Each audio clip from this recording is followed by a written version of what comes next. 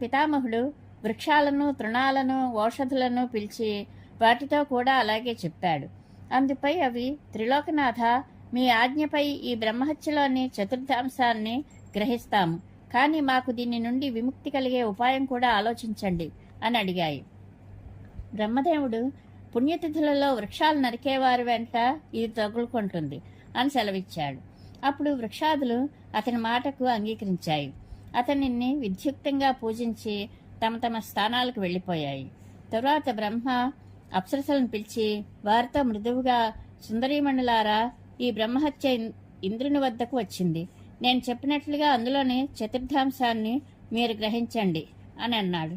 అప్సరసలు, దేవేశ్వర, మీ ఆజ్ఞతో మేము దీనిని గ్రహించడానికి సిద్ధంగా ఉన్నాం, కానీ మేము దీని నుండి విముక్తి పొందే సమయం గూర్చి కూడా దయచేసి ఆలోచించండి అని వేడుకొన్నారు. బ్రహ్మదేవుడు, మీరు నిశ్చింత